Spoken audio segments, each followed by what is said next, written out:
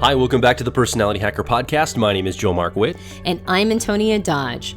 Just last week, we were up in Boston for an event called Inbound, where Joel was invited to speak. He did a great job. Thank you. Yeah. And what was nice about going to Inbound, other than the fact that Inbound really rocks it out as a marketing convention. Like I don't think I've ever been to a convention that is that over the top. I mean, I woke up at 8 o'clock in the morning to go see the comedian Aziz Ansari speak a book on sociology he wrote at like 8:30 in the morning. And there was a bunch of big names there. We went and saw Daniel Pink speak. Amy Schumer was there doing a big party thing at the one night. Yeah, and we saw Chelsea Clinton speak. I mean, it was a big deal. It was really cool to be able to be there all week. One of the neatest things that happened, though, and one of the reasons why we didn't go see Amy Schumer that night is because we reconnected with an old friend of ours who was also a speaker at Inbound. And we hadn't talked to her in probably a year, and her life over the last year has gone through massive transformation. The last time I talked to her, she was fully Graves 5. Now, if this is the first time you're listening to our podcast, or if you haven't heard our podcast on the Graves model, I highly recommend you go back and listen to that. We'll be doing a lot of referencing to the Graves model in this particular podcast, so it'll be a good model to have under your belt. So the last time we talked to this friend, she was fully invested in Graves 5. She was building her business, and she became extremely successful. I mean, I think she's running a multi-million-dollar business at this point and just completely rocking it out. But when we talked to her this last week, we discovered that she had massively entered Graves 6. Now, just as we mentioned with the Graves Model podcast, a major difference between Graves 5 and Graves 6 is that Graves 5 is very much into gaming the system, seeing resource in terms of limitlessness and just winning, right? Like achievement. When you enter Graves 6, now you're suddenly in this time period of self-reflection, personal development, self-discovery. And a lot of times when we go from one level to the next, it's because we were sort of pushed, right? We had something that forced us to go to the next level, because the current level that we're at in the Graves model isn't solving a problem that we're experiencing, so we're forced to go to the next level in order to find that solution. And one of the reasons why she was basically forced by her circumstances to graduate is because her lifestyle of running this major business was actually physically killing her. Like, she was having major medical issues, and the doctor was like, yeah, within 3 to 6 months, you're gonna have a massive stroke.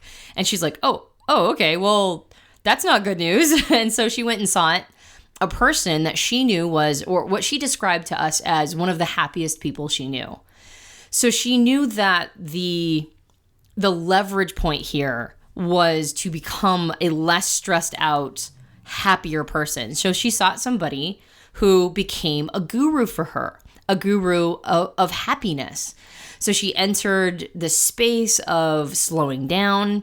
She took a lot of his philosophies about life very seriously. She entered the space where she did a lot of reflection, and it ended up completely transforming her life. I mean, she ended up actually, her and her husband ended up separating because she realized that was not a good relationship, that was not an honest relationship. She told him that, that basically the relationship had never been the right relationship for her, but she was just trying to make it work. And she ended up, doing a lot of travel and a lot of reflection, and she was just glowing. As far as I could tell, just being in her vortex was amazing because she was just emanating happiness. I had never seen her like that.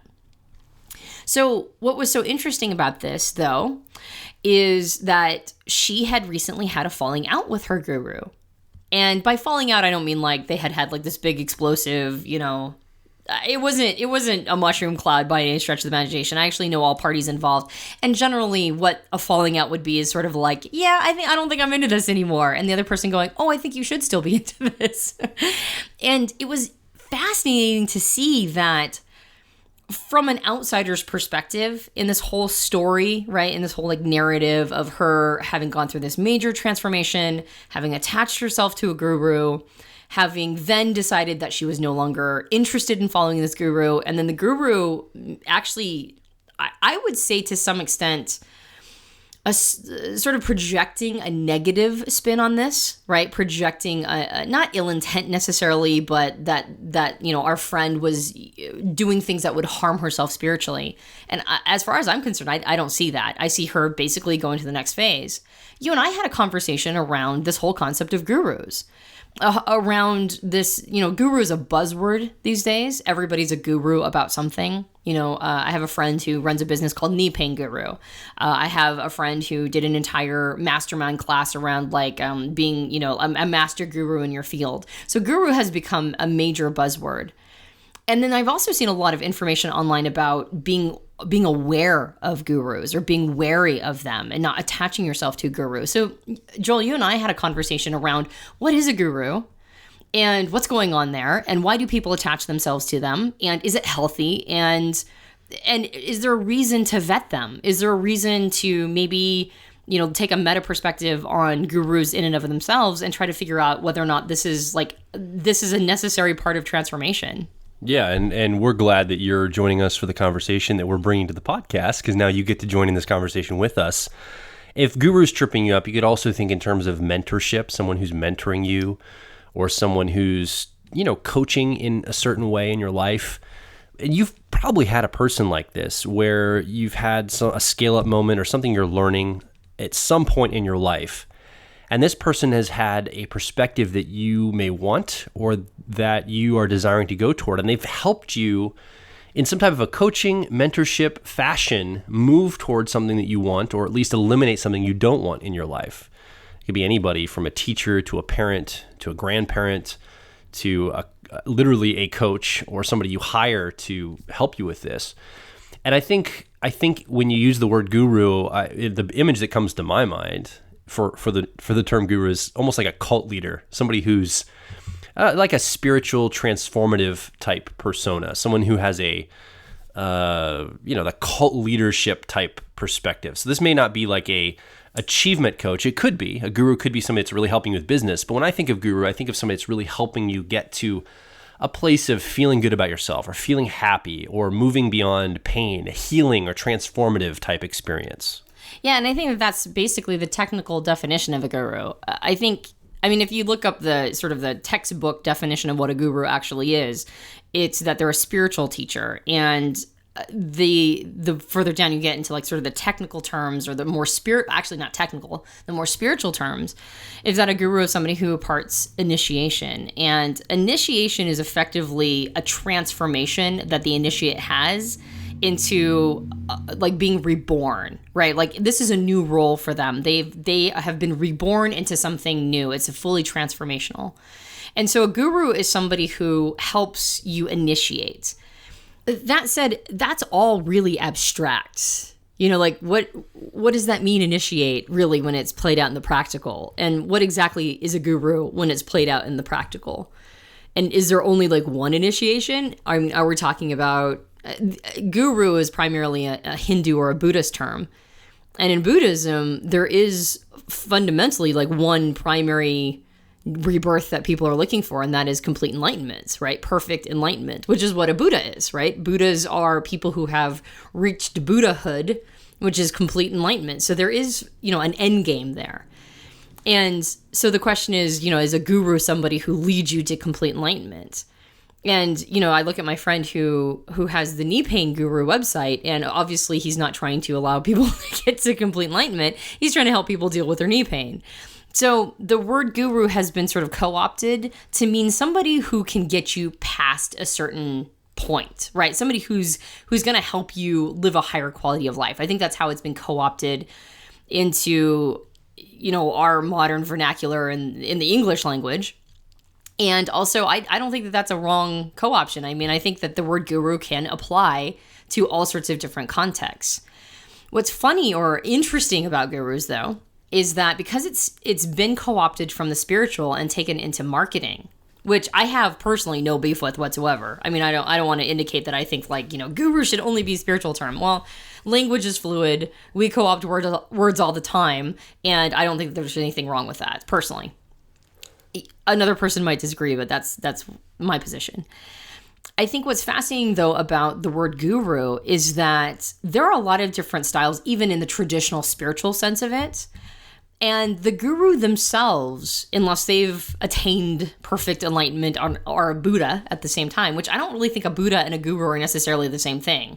In fact, even in Buddhism, there's a distinction between a Buddha and somebody who goes and helps other people. And that phrase is the bodhisattva, right? Like a bodhisattva is somebody who doesn't attain nirvana, has chosen not to go to perfect enlightenment, and will bring the message of the Buddha back to other people to help them attain to enlightenment. So there's all these distinctions in words around like what a guru is and a Buddha is and a bodhisattva is.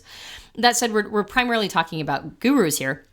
And a guru is not somebody who necessarily has like arrived. They're somebody who is at a certain time period in your life gonna show up. When the student is ready, the teacher will come. There's somebody who will show up and help get you to the next level. There's somebody who will help you attain this transformation. But that doesn't mean that they themselves have perfectly arrived. So in the case of our friend, my observation has been, I think she has taken the lessons of the guru in her life, and she's now ready to graduate and go to the next place in her life. And because the guru themselves has not, quote unquote, like arrived, I think that was a sticking point for them. Because as a guru, they're going to want to believe that their message is like the right path. It's the right message. So if somebody graduates, that guru themselves may not have attained to a place where they're okay with that, where they're okay with their students graduating away from them. That doesn't mean that they're not the right guru for the moment. That doesn't mean that their particular message is not the right message for the person to have. I mean, I think in this situation, it absolutely was the right message at the right time. And also, now it's not complete. Now there's more messages that need to be attained or to be discovered by this person, and they need to graduate. So this whole concept of gurus and this whole concept of the messages that they give, I think it's helpful to have a little bit of space to be able to sort of zoom out and see how this whole situation works, so that there's no necessarily like pointing of fingers or demonizing or going, well, that person is just trying to get acolytes and they're a bad person because they don't want people to graduate from them. Did it work? Is their message a good message? Well, in this case, for our friend, it was the best message they could get, and now they're ready for a new message. So I think in the conversation around gurus, I think it's good to maybe get a little distance and be able to observe the role of a guru as opposed to necessarily demonizing the concept. When we talk about a guru relationship, a mentee-mentor relationship, you've probably had this happen in your life if you're listening. There's a potential for a codependent relationship to develop very easily and very quickly, because in a sense, you are dependent on this person during a period of time in your life. You're dependent to transform something or to scale up in some way. You're dependent on them to shine a light and lead you down that cave or cut that path through the jungle, helping you move forward. You're doing the work, but they're helping guide you in that. And part of the experience for the guru, one of the things that makes them happy, one of the things they get benefit from, is the feeling of helping you out in that experience. That's one of the payoffs for them. I think, every time I coach someone, every time I'm in a mentor relationship with somebody, I get a payoff by seeing them succeed, seeing them make a new connection, seeing them gain enlightenment in some way. And I can see how the dynamic could easily slide into a codependent arrangement where I just really feel good about the pathway that I'm leading this person down, and they feel good about the new stuff that they're connecting with and the new things they're finding. And we could easily fall into the dynamic of, just feeling that payoff. So as we talk about this guru arrangement, and one of the things that I think the real nugget of what we're trying to get on here about is, if you're someone who has a guru in your life you're looking to that leads you through on a journey, I think the encouragement that we're saying here to you is, let's not all, and I've done this in my life, let's not over-attach to something or someone that has helped us transform. There's a period of time when that's useful, and then you're probably going to evolve out of that. You're probably going to move beyond it. That whole phrase, the student has now become the master. It's kind of that feeling of, I don't need these training wheels. I don't need this mentorship right now anymore. I have actually gotten what I need out of it, and I'm going to move on to the next phase. And for both sides, that can be a challenge. For the guru to let go of that good feeling of helping you through that jungle experience of cutting that new pathway, that might be tough for them to let go of. And certainly for you, if that's something you've really depended upon and that's really been helpful to you, that might be a difficult thing for you to move on from as well, because you're like, wow, am I going to be okay without this person here, without this coach, this mentor, this guru alongside of me to show me the way? Do I have in me what it takes to be able to cut my own path through the forest, through the jungle? And there's a moment when you have to sit down and ask yourself if you've got what it takes. And if the answer is yes, then you've probably begun the journey of post-guru time, at least for that exact guru, what they were helping you with. Yeah, what you're talking about makes me think of Stephen Covey's dependent, independent, interdependent model in his 7 Habits of Highly Effective People. When we're teaching models, and actually I think of gurus as basically living models, right? Like we've talked about how much we love models and how models are so handy for getting through whatever it is we're trying to get through and for generating the life that we want to live. These models are super helpful to be basically concepts or frameworks to hang pieces of information upon, right? Like we're trying to figure out what's going on in our life, and a model is really handy to try to like sort of map out the situation and map out where you're going to go next. I think a guru is basically just like a living person that does the same thing. They have figured out a way to get through, like you said, to get through the jungle. They've figured out a way to get to the other side of where you want to be. And so they act as a guide.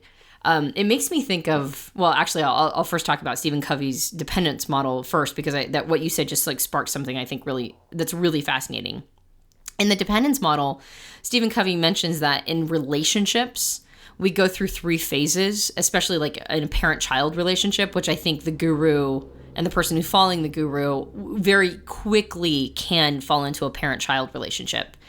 And that is, we become dependent upon this thing. And I think we do the same thing with a model. When we're first learning a model, I think we become dependent upon it. You can see this with personality typology. When somebody first learns typology, they so massively overvalue type theory. Like everything becomes about type, right? And everything becomes about, like as a person of my type, and then they'll mention something that is completely unique to who they are and their identity, and then totally project that onto everybody else of their same type, and everything becomes about their type. And that's the dependent phase of the model of typology. And then you'll see somebody move out of dependence into independence, meaning that they sort of reject the model or the guru or whatever it is that they're learning.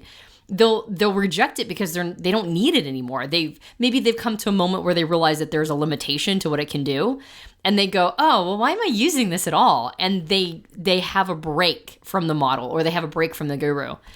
And then eventually, after they've had that, that necessary break, then they'll move into interdependence, which is, I can use this as a tool when I need to, but I don't have to be massively attached to it.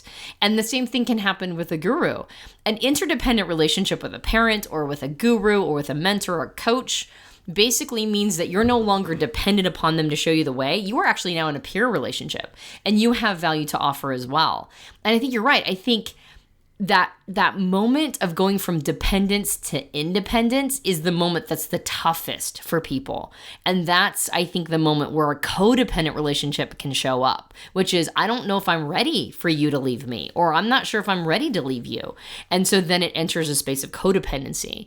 And codependency, we've defined this before. Our definition of codependency was lifted from my friend Cameron. I said codependency is, I won't call you on your shit if you don't call me on mine. So then it enters this space where what was before very healthy now moves into a space of like, I'm not going to remind you that you should be leaving, or I'm not going to remind you that you're getting kind of a high off of keeping me as an acolyte. So we just won't call each other on that.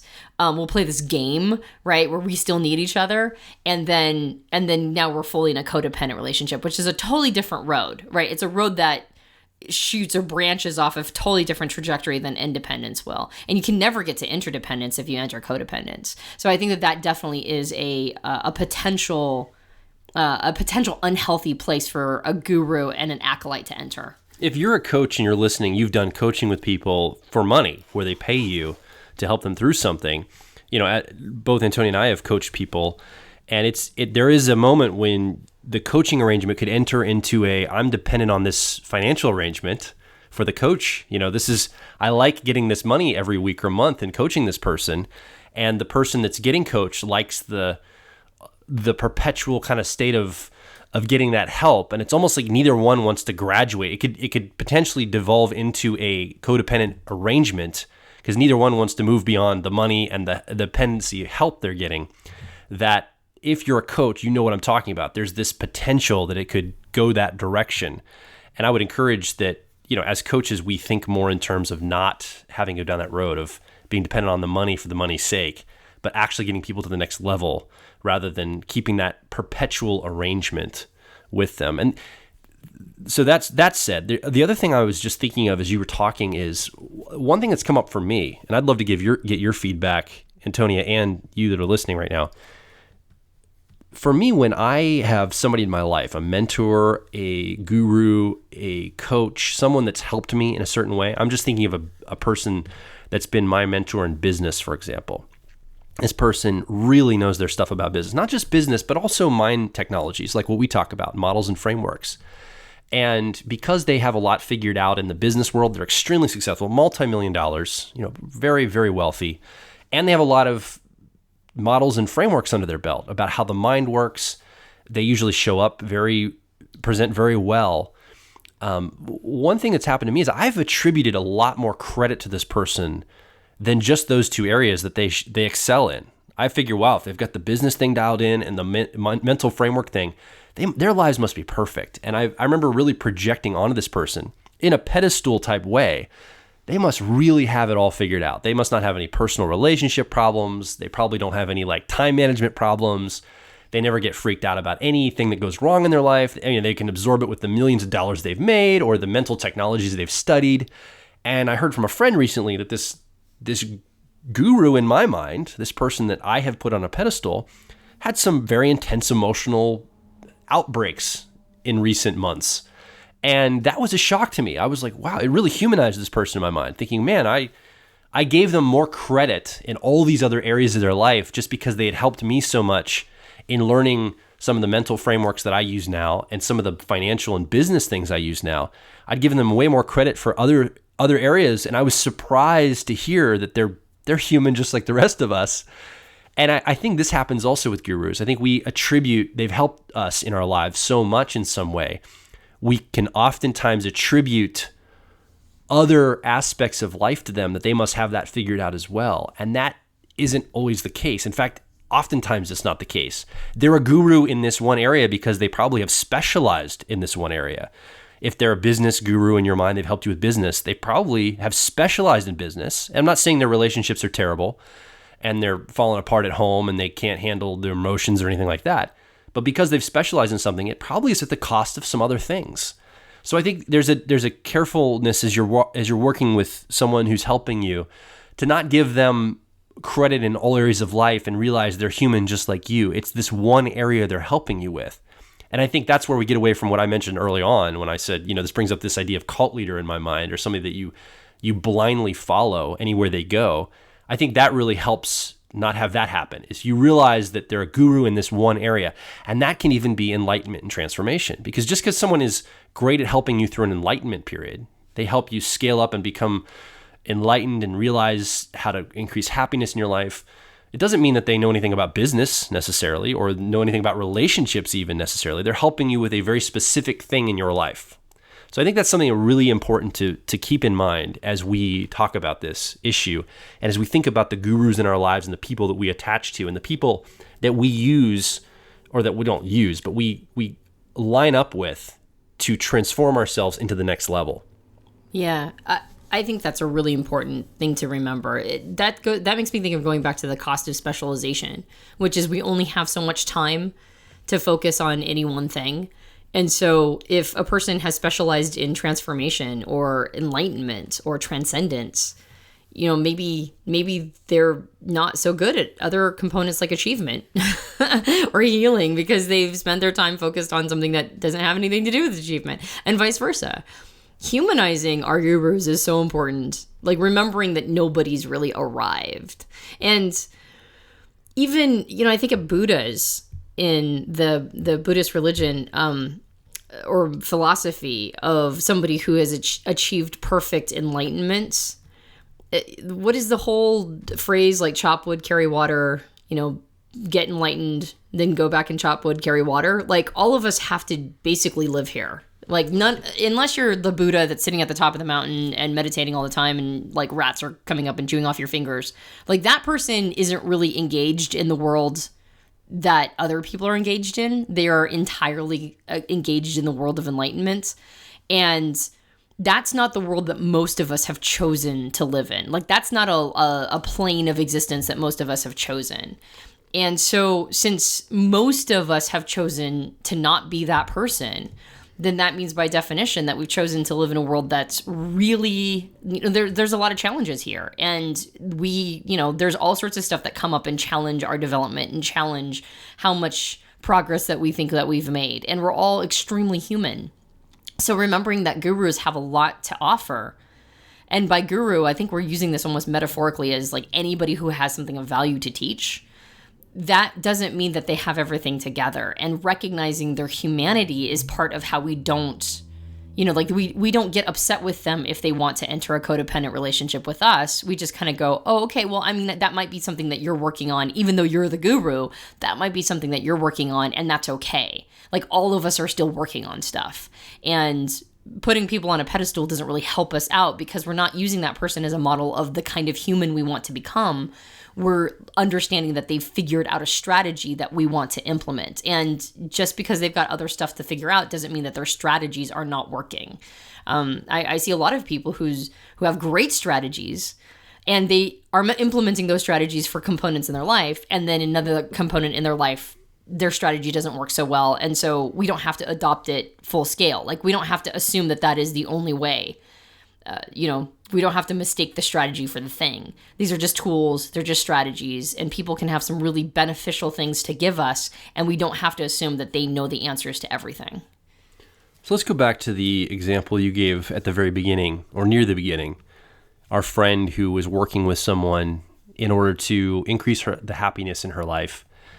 And she's got to a point now where she believes she has moved into a place where she likes. She really is happy. She's glowing. She's excited to be there. And her and her guru that helped her move into this place have parted ways. I would say generally amicably. I mean, it was when you use the word falling out and you explain what you meant by that. It wasn't a knockout, drag out, falling out, fight type thing. But what I think is really important to remember is that she's determining how she moves through life. In fact, and this is something that I really had to come to grips with in my own personal life, is not seeing the people that have helped me move to the next level as I was this, laying in the gutter type person doing absolutely nothing with my life. And if it hadn't been for this person that came in and picked me up out of the gutter and helped me move in this direction, I'd be absolutely nothing today. The reason I have different quote unquote gurus and mentors in my life is because I sought them out. Like, that says something about me. That means I have something of value already, and I sought somebody out to help me take it to the next level, almost in a coaching guru fashion. And I think about our friend. She sought this guru out. It was intentional for her. It wasn't like she was just aimlessly going through life and this person came and picked her up out of the gutter and took her a certain way. She directed this by seeking that out. And what's great about that is now she's, again, directing her life. She's saying, I have learned what I can learn here, and I am choosing to go to the next place. And I'm not going to synthetically allow myself to stay somewhere that I chose to be in the first place. Like, I was empowered the entire experience, and I'm still empowered. And I think that's really, if you are in the midst of learning from someone, you put yourself in that position. You desired to be there. You intentionally put yourself there in some fashion, and you can intentionally move yourself beyond that into the next level of experience. So for you to stay overly attached, to get into a codependent relationship, to feel like you're dependent on this now, is a choice you are making. And just remember, you are empowered to make the choice to separate from that or to move beyond that as well. And I think that empowerment is really powerful. If you're in the midst of something that you feel like, wow, I couldn't make it without the help of this this model, this framework, this personality typology, or this guru, whatever that thing is. Remember, you're the one that brought it into your life in the first place. So you have the power to use that in whatever way you need to use it going forward. Yeah, that is such a good point. It makes me think of the podcast we did on the empowerment dynamic versus the drama triangle. That nobody's a victim, nobody's a villain, and nobody's a hero. We're coaches and creators and challengers. And so nobody is the hero that came and picked you up out of the gutter. You're the creator of your world, and you seek different coaches at different times. I think that's a really important point. This is coming up. I think the whole conversation around gurus automatically has like a spiritual tone for me. And when we were talking about the way to see a guru, and a person might not even acknowledge that they're a guru. Like, we're using guru as in a kind of a metaphoric sense at this point. There's the person that we're talking about that helped our friend achieve a higher level of happiness. I don't think that they would even like the word guru. I think that they would chafe at that word. And yet that's what they were for our friend during that time period. So we're using the word guru to basically mean anybody who gets you to one place, the Hindu term of helping you achieve initiation, which is you're reborn. You're now at a new place in your life. You have a new role in life. And it makes me think of a study project that I did around the word tutor I don't remember what scripture it was. I think it's probably somewhere in one of the Timothys in the Christian Greek scriptures. But it was talking about, Paul was talking about the law, the old Mosaic law, or the Israelite covenant that had been made in the Hebrew scriptures or Old Testament. And he described the law as a tutor leading to Christ in the New Testament. And the word tutor there, the Greek word tutor, referred to a person whose job it was to go walk up to the child's house and walk with the child to the school. That was what a tutor did at the time. So they made sure that there was safe passage from the house to the teacher. So that was what Paul meant when he said that the Old Testament, or basically the law covenant that the Jewish people had created with God, was supposed to be a tutor leading to Christ. It was supposed to help with safe passage. And I think of gurus and mentors and coaches in a very similar role for us, and even models. A model can be a guru for us or a coach for us at a time. I think of these models and maps and people who lead us through these things. I think of them as tutors in that classical Greek definition, which is they help us have safe passage through whatever we're going through. They are a way for us to get to from one point to the next, where we have like a new role in life. We have this initiation or this transformation. And if they weren't there, we may not have had as safe a passage. We might have been able to get there ourselves, but they facilitate the process and they make it faster or leaner or more efficient or just safer, right? They're there to hold our hand during a time period where we might need a little bit of hand holding. But then they deliver us to the next piece. And that, once again, brings up this idea that they are not the hero, right? They're just a coach. They're just somebody to help you get through a time period in your life where maybe it would have been a lot more difficult. It would have been a much bigger struggle to get to that piece. And I think one of the reasons why we use gurus as opposed to just maps and models is like sometimes gurus don't even know how they got there, right? Like they don't have maybe the personality type or the mind frame to be able to deconstruct how they've done what they've done. They don't have the ability to deconstruct it and turn it into a model to give to you. Maybe they just have to be there with you and go, this is kind of how I did it. And this is, they have to be there to help you experience what they experienced. And that's why we don't just use maps and models. Sometimes a coach or a guru is the right person because you can't modularize it. You have to experience it. So, seeing these as people who guide us through models, maps, gurus, they all kind of do it a little differently. And yet that's all they are. They're tutors leading us to the next phase. Yeah, and I think of people in my life who refuse any kind of coaching or help, any kind of guruship. They don't want to have someone help them to get to the next level. I think for a lot of the same reasons that people stay attached to somebody is they feel like that person might have it all dialed in and they'll see their flaws and they're this perfect guru. And so they don't want to bring them in because they're going to just show how badly, like they'll illustrate to them all the things they don't have right in their life. So I think of people right now that won't. I did some consulting with a business recently. I'm like, why don't you hire somebody that has experience going through scaling your business from this level to the level you want to be at, and they absolutely refuse to get help. And I'm thinking, why? This seems so obvious to me. Bring a guru in that has done this before, consult with them, ask them their advice. And I think there's a resistance to this because it's, well, then my flaws will be brought up to the surface and I'll be exposed. And this person's probably all perfect and has figured it out on all sorts of levels, when it's just a tool set of a person coming in and helping coach you. So I think somebody that's resistant to this idea of getting help as well can benefit from this idea that these are humans that have figured something out that can help you transform from one place to the next. And if you just see it as that, and nothing more, there's no like cult leader here in a sense. You don't have to give over your life. This is just somebody helping you. I think that helps people that are resistant to entering into a guru relationship for that transformational piece that they need help with as well. So I think there's a lot of stuff here to unpack. I think there's this idea that, again, there's a potential for codependency, and we talked about that. We talked about the drama triangle and how we don't want to get into a victim and a hero role with someone. We don't want to be a victim where we see ourselves as somebody get pulled up out of the gutter and they're saving us in some way. I mean, we chose this, so this is something we're empowered to go through. And if you're a guru or a coach, you could totally see how you could fall into the hero role and really a codependency relationship there as well. And then I think there's this whole notion of dependent, independent, interdependent as well, that model that you brought up earlier, where we start off with, we need a lot of help. We need training wheels when we're learning a new skill or we're transforming into something.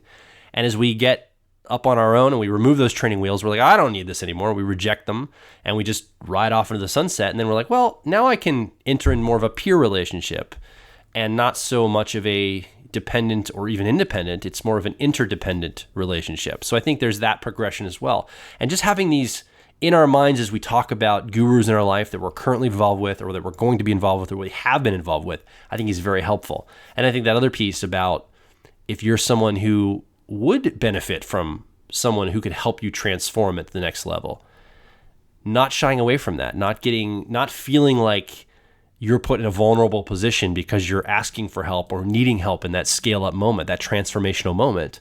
And realizing, again, this is just a human. They're going to walk me through these levels, walk me through these stages. I'm empowered the whole way through. And I think that word empowerment keeps coming up for me. It's this idea that you are empowered. If you're listening and you have a guru in your life or you've been a guru, it's that empowerment that you bring to the table at whatever level you're at, that you are fully empowered to make decisions in the moment. And I think we look at our friend, she has said, I'm empowered. Like, I have gotten to a place where I feel good, I'm happy, I'm in good relationships. My business is going where I want it to go. I feel like I've never been happier. I feel empowered. And she felt a little tension from the guru in her life saying, well, you might actually be regressing now if you don't stay on this one path I envisioned for you. And she says, no, I'm empowered. I feel like I'm in a good place. And I feel like our work together is complete. I see us as peers now. And I think that's great. And she's moving on as seeing this person in her life as a peer, moving forward, fully empowered. And I can sense some of that tension, at least from her perspective, from the guru in her life, thinking in terms of, wow, it's no longer the same dynamic. Now we're peers, and I don't know if I like that as much. So that's something to think about if you're in these types of configurations or relationships. Yeah. Again, it's not holding too tightly to anything. It's holding loosely to things and going, what's working, what's not working. Let's pretend for a second that she's making the wrong decision. Maybe she still needs guidance from this person and from the guru. There's a lot to be learned in making empowered decisions that even end up as the wrong decision, right? Like sometimes we need that. Sometimes we need to just kind of have, it's that moment of independence and figuring it out through independence. So I feel like when we don't attach too tightly to anything, that's generally when we are the most adaptable, and that's generally when we learn the best lessons, right? We kind of make it on our own and see what happens, and even if it's a spectacular failure, that's usually okay. We survive and we figure a bunch of stuff out. We also model it for ourselves. That's one thing that I think typology has really taught me, and I say that as somebody who doesn't. There comes a point where all models become ridiculous, including typology. There's a point when I just kind of, I mean, every once in a while, maybe I've revealed this in a previous podcast, but every once in a while I'll just be sitting there thinking, my entire business is built on a lie. The lie that models are real. And then I think, well, no, models are real. They're real for us during a time period in our lives, and we need to have them.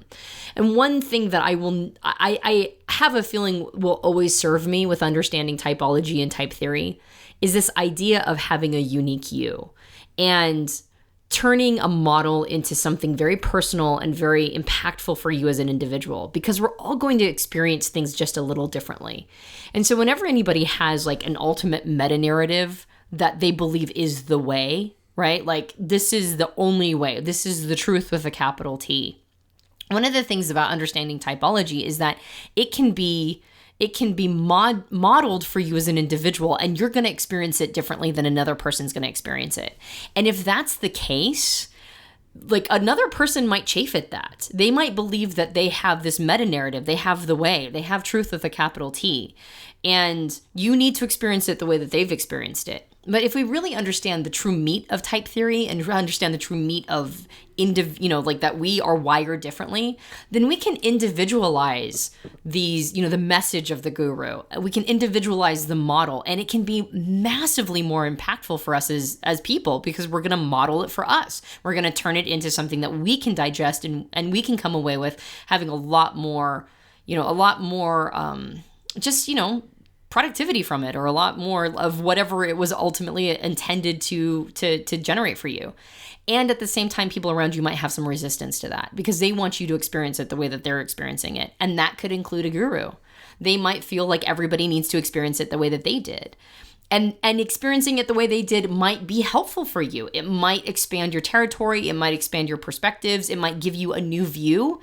And then you go back to personalizing it, right? Like, you expand to understand how they experienced it, and that gives you bigger territory. And then you go, and also, now that I've experienced it the way you experienced it, now I'm going to co-opt it back into my individualized expression based on my understanding and knowledge of myself and my wiring. And there's nothing wrong with that.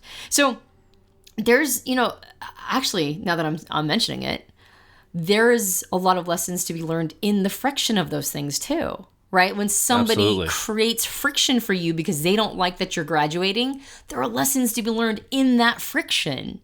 There's lessons to be learned in the graduation process and somebody not liking that you're experiencing something different than them. There's so many lessons to be learned in all of this that it's not necessarily a bad dynamic to set up. Finding a guru, finding maps and models, and attaching them to them for a time to really sort of suck the marrow out of those lessons and really get to the heart of it. And then once you've done that, not holding too tightly after that and then graduating beyond, there are so many lessons to be learned in the entire process, the entering, the experiencing, the exiting. So I don't think there's anything wrong with the guru, a guru relationship. I don't think there's anything wrong with finding a guru. I think the problems show up if you can't let go, right? Like, if you can't unattach, if you can't graduate to the next level, that's usually where the major problems show up. But even in the friction of leaving, there's lessons to be learned there too. So yeah, I actually have a lot of friendliness towards this concept of spiritual gurus, or even marketing, like business gurus or whatever. I have a lot of friendliness towards the concept, as long as the people receiving that, those benefits don't attach too tightly to them. Thanks for joining us this week on this conversation. I'm really grateful. I know Antonia and I both are very grateful that you're here with us having this conversation. What do you think? Do you have experience with a guru in your life, someone you've seen as somebody that's a mentor, someone that's helped you coaching into the next role of your life? What's that experience been like for you? I'd love to hear your feedback. I think if you can come over to the Personality Hacker website and leave a comment underneath this podcast, we'd love to have a discussion about this. And you can also come over to our facebook.com/personality hacker page. It's a growing community of like minds, just like yourself, talking about these kind of things. And that's another great format for us to have a discussion around. And you can also go to twitter.com/personality hack, HACK. If you like what you heard, you can subscribe to us on iTunes and various Android platforms, and we would love to hear your feedback. Please feel free to leave a rating and review on iTunes. That's probably the best place to aggregate all of those comments if you're an iTunes user. Absolutely. And don't forget to subscribe while you're over at iTunes so that you can join us every week for this discussion, because we love having you be a part of this. And I'd like to personally ask you if you'd introduce us to a friend or family member that you know that you think would love to also be a part of this conversation every week. That would be awesome for you to have somebody else in your life that after you listen, you can talk about this with. We can start building a community of people in real time that know each other, that can also engage online. I can just envision a community of like minds continuing to grow. And that's going to be really dependent on you introducing us to people that you know, like, and trust, and that you think will love and resonate with the stuff that we talk about here every week. My name is Joel Mark Witt. And I'm Antonia Dodge. Can't wait for you to be a part of the next Personality Hacker podcast with us.